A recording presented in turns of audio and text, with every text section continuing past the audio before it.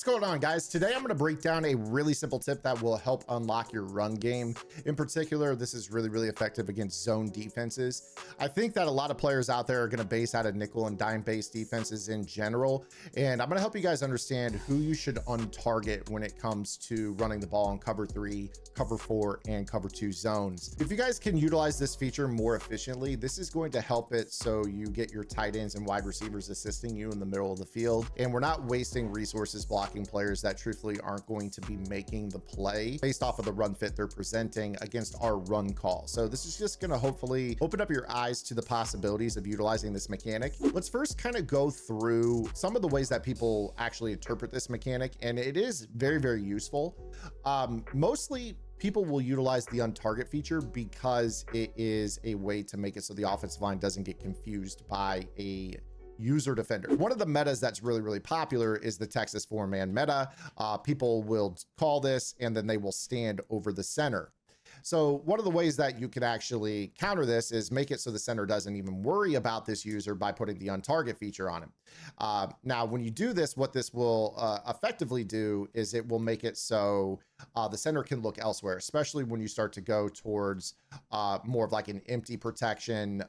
You know, in general, this is going to be a great way to make it so, you know, again, they just can't strafe and move in front of you. Okay. So utilizing the untarget feature is a great way to make it so you can block some of these blitzes that people like to run, then allows you to, you know, beat this very popular meta. But that's more or less against blitzes, right?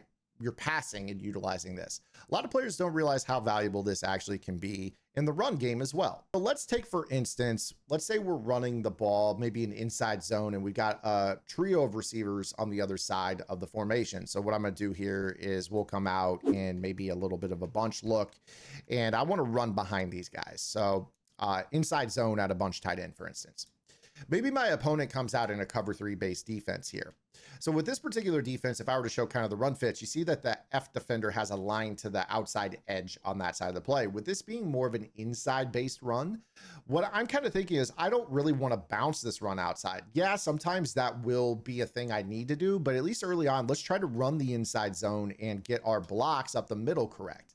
If I'm bouncing it outside, or we have to start bouncing it outside, we won't utilize the untarget feature. But for right now, let's put the untarget on that player in the run game. So that tells our receivers, hey, go block somebody else. Block down on the linebackers, help out in the middle of the field, go find the safety at the second level. And you're going to see that these guys will then be able to change their targeting, which in turn also changes the targeting of the offensive lineman. When is the last time that you have seen a center go out and actually block on a safety? I mean, look at this right here. We get up to a center fielder in a cover 3 with our center with a inside zone call right here on this. So by putting the untarget logo on that player, it will completely across the board change the block targeting for your offense as a whole. Now, the really ironic part about this is that sometimes when you do this, it doesn't even leave the player you hit on target on completely unblocked.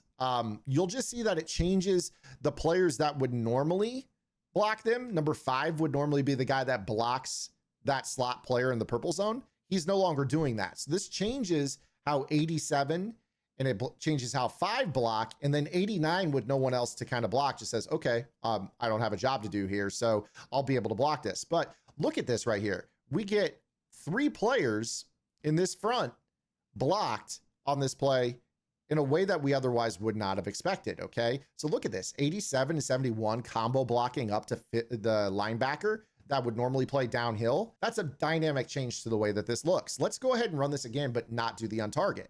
And you see how that changes things. See how that collapsed? That guy was able to cheat inside. The tackle couldn't get there in time. We didn't slow him up. Let's go back and put that untarget logo again on there. And again, you see kind of the same thing. Now right there, Divine Diablo did a really good job of being able to get there. Now, this is a really cool feature that you can use to analyze your offense as a whole. So I would recommend that you guys record your gameplay or go back and maybe check out the highlights after the game and see what you can find in things, because there will be times where you think to yourself, man, you know what? I want to untarget this flat defender on this side. He's not making this play happen. Or in a lot of cases, maybe you say, you know what? My opponent's user stinks. He doesn't shoot the right gaps ever. He doesn't know what he's doing. Let's not block him. So one of the things that commonly occurs in this game, let's just say that this defensive player, I don't respect him. I don't think he can make a one-on-one with me. So I say, all right, he's mine. So now we're doing this on target feature. And if maybe they shoot to the wrong gap, I mean, you see how that works, right? Like we're not blocking him. That center is able to fire up to that second level. So I think that this is a really, really good mechanic that you guys can utilize for the purpose of kind of changing the block targeting on the perimeter. So that way your wide receivers are kind of cracking down on linebackers or cracking on safeties. But it's also not just something that you use against cover 3 and cover 4. Believe it or not, this is also really, really good against cover 2 as well. So let's go back to that defense there. Let's say that maybe my opponent is running not a cover 3 where the slot corner is in the force roll, but let's say that maybe they're running a cover 2 where that outside corner is in the F roll. Again, this is one of those deals where it's like, okay, if for whatever reason the outside corner standing near the 50-yard line is making this play against me, something has gone very, very wrong. So let's go ahead and say, leave him. Let's block the rest of these guys here. So now you're going to see, again, this dynamic change in how this works. And again, look at how my center is going up to block a safety 20 yards downfield on this. Now, if not for a crazy block shed on this play, we would have been living life right here.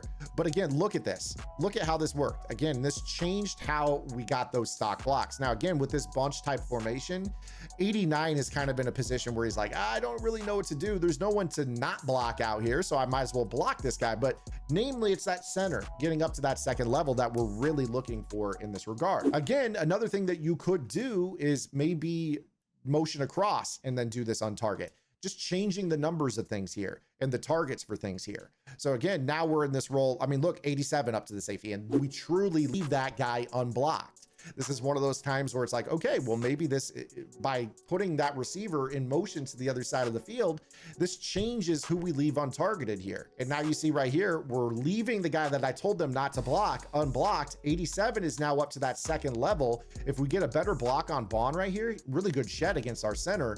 But imagine that our center actually holds that block. What are the things that you need to focus on to hold these blocks? Well, if it's a zone run, it's run block and run block finesse, your RBF rating.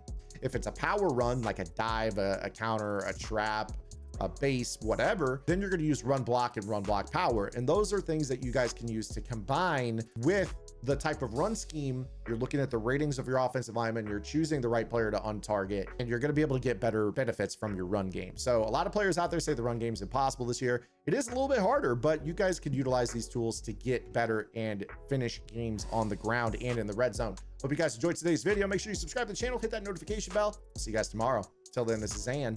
Get the lab in. Good luck.